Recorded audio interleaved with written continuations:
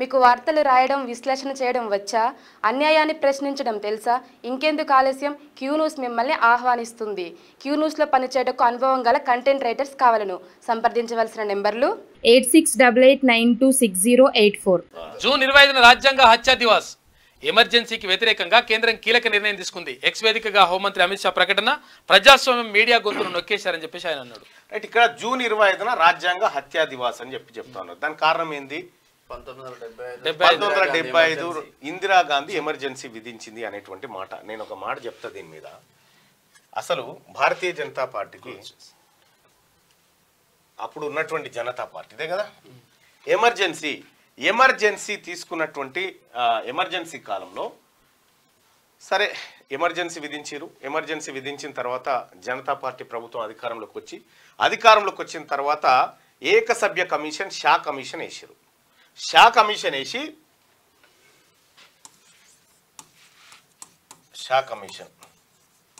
ఏకసభ్య commission వేసారు Janata party. సరే, ఇప్పుడు ఉన్నటువంటి భారతీయ జనతా పార్టీ నాయకులు అందులో ఉన్నారు.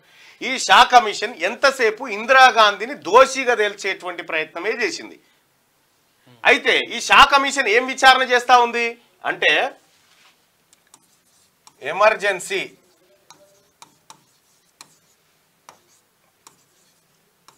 విధించడానికి కారణాలేంది, ఎందుకు చేశారు అనేది విచారించి ఇందిరాగాంధీని దోషిగా తేల్చి తద్వారా ఆమెకు శిక్ష పడేయాలి అనేది, ఆమెను రాజకీయంగా భూస్థాపితం చేయాలనేటువంటి కథ. ఇక్కడ ఎమర్జెన్సీ కంటే తర్వాత జరిగినటువంటి పరిణామాన్ని కనుక మనం పరిశీలిస్తే నెక్స్ట్ తెలుస్తుంది. ఇక్కడ ఏం చెప్పింది? ఇందిరాగాంధీని షా కమిషన్ పిలిచింది. షా కమిషన్ పిలిస్తే షా కమిషన్ ముందు ఆమె హాజరైంది. ఈమెతో పాటు ప్రణబ్ ముఖర్జీ కూడా ఇద్దరు హాజరయ్యారు. అప్పుడు ప్రణబ్ ముఖర్జీ కూడా ఉండు. అయితే ఇక్కడ ఎమర్జెన్సీ షా కమిషన్ ముందు హాజరైనటువంటి ఇందిరాగాంధీకి షా కమిషన్ ఒక ప్రశ్న వేసింది. ఏం ప్రశ్న అంటే, అసలు ఎమర్జెన్సీ ఎందుకు విధించాం? ఈ షా కమిషన్ ఏంది?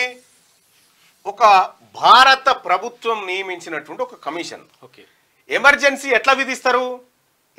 ఎట్లా విధిస్తారంటే కేంద్ర మంత్రిమండలి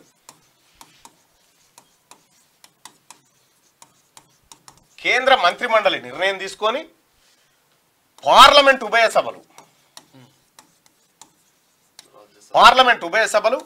అంటే రాజ్యసభ, లోక్సభ ఈ రెండు సభలలో ఆ నిర్ణయాన్ని ఆమోదింపజేసి తద్వారా రాష్ట్రపతికి పంపితే రాష్ట్రపతి అప్పుడు ఎమర్జెన్సీ విధిస్తాడు. రాష్ట్రపతి పాలన ఇందులో ఇది జరిగినటువంటి ప్రక్రియ.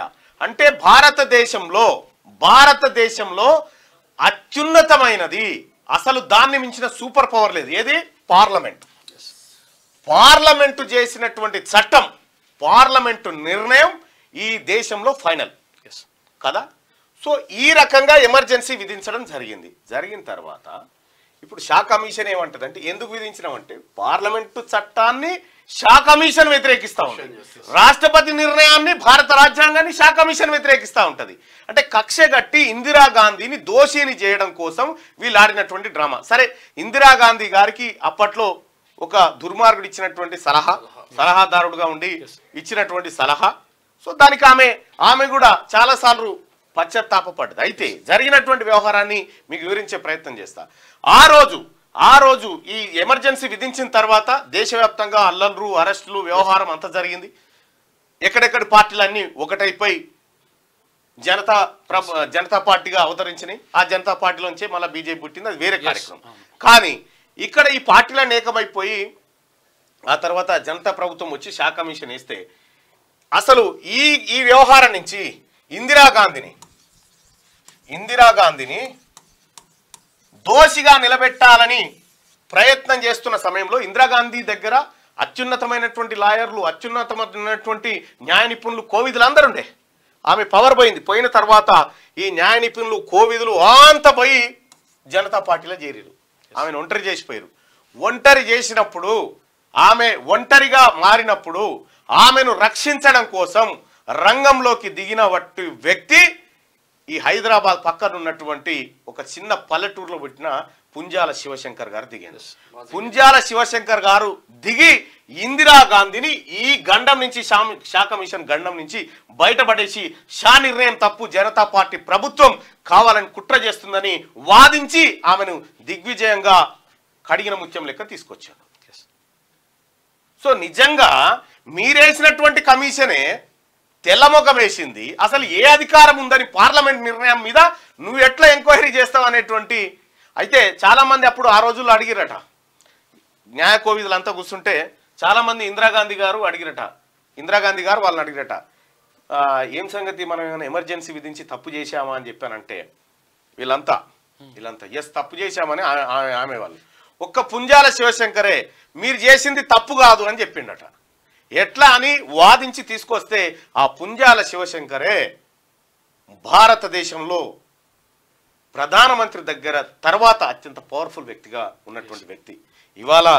ఇవాళ దేశంలో కానీ అంతెందుకు పుంజాల శివశంకర్ న్యాయశాఖ మంత్రి అయ్యే నాటికి మొత్తం అన్ని కోట్లలో ఒక బీసీ లేడు, ఒక కుమరే గారు అని జడ్జి గారు ఉంటుండే, బీసీ లేడు. ఆయన వచ్చి ట్రాన్స్ఫర్ల సిస్టమ్ ఇక్కడ ఉంచకుండా వేరే స్టేట్కి ట్రాన్స్ఫర్ చేస్తే ఇక్కడ బంధుప్రీతి పోతుందని ఇట్లా ట్రాన్స్ఫర్ చేసి సంస్కరణలు తీసుకొచ్చి మొత్తం ఇప్పుడు కొంతమంది బీసీలను న్యాయ వ్యవస్థలోకి తీసుకురాగలిగాడు. ఒకానొక 4 దశాబ్దాలు స్వాతంత్రం వచ్చిన 4 దశాబ్దాల పాటు బీసీ లేడు న్యాయమూర్తి. ఆయన వచ్చిన తర్వాత జరిగింది. సరే, దీనికి సహకరించినటువంటి గొప్ప మహిళ ఇందిరాగాంధీ. ఎస్, ఈ రాష్ట్రంలో ఈ దేశంలో బీసీలకు మంచి చేయాలనేటువంటి ఆలోచన శివశంకర్ గారు ఇందిరాగాంధీ ముందు పెట్టినప్పుడు ఇందిరాగాంధీ గారు ఇక్కడ ఉన్నటువంటి ఈ ప్రత్యేకంగా ఇందిరాగాంధీ గారికి 300 కాపులు అంటే ముఖ్యంగా ప్రేమ. ఎందుకు ప్రేమ అంటే ఆ క్షణంలో నేను కష్టాల్లో ఉంటే నాకు అండగా నిలబడ్డాడు, నాకు అండగా నిలబడ్డ జాతి అది, నన్ను రక్షించిన జాతి అని ఆమె ప్రత్యేకమైనటువంటి చొరవతో ఉంటుంది. సో ఈ రకంగా ఎమర్జెన్సీ విషయంలో మీ పాత్ర ఏంది?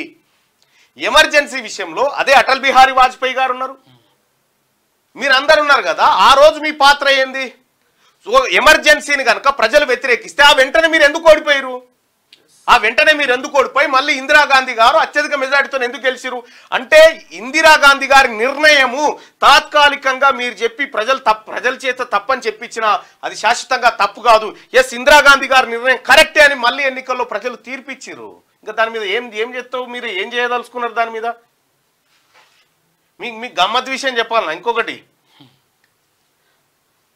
చంద్రబాబుకు పెళ్లి చేసింది శివశంకర్.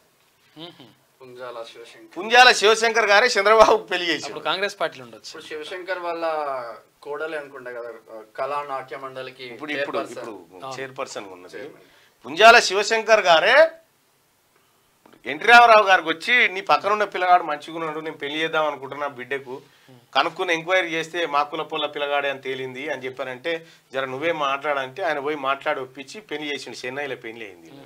చంద్రబాబు నాయుడు గారు పెళ్లి చేసిందే కాపులు. రైట్, ఇక్కడ ఉన్నాం ఇటో బయట అమిత్ షా గారిదా ఇది హత్యా దివాస్ అని చేస్తా ఉన్నారు. మీరే చేయాలిగా. ఎక్స్ వేదికగా హోంమంత్రి అమిత్ షా ప్రకటన, ప్రజాస్వామ్యం మీడియా గొంతును నొక్కేశారని చెప్పి చెప్తారు. ఇవాళ విషయం ఏంటంటే ఇవాళ భారతదేశంలో ఏ మీడియాని మీరు బతకనిచ్చారు సార్? ఉన్న మీడియానంతా మీ గుప్పిట్లోనే పెట్టుకురు. ఆఖరికి ఎన్డీటీవీ ఉంటే ప్రణయ్ రావు చేతిలో దాన్ని ఓ పాత కంపెనీ షేర్లను కొని అదాని చేతిలోకి తీసుకుపోతుంది. ఏ మీడియాకి చెప్తుంది?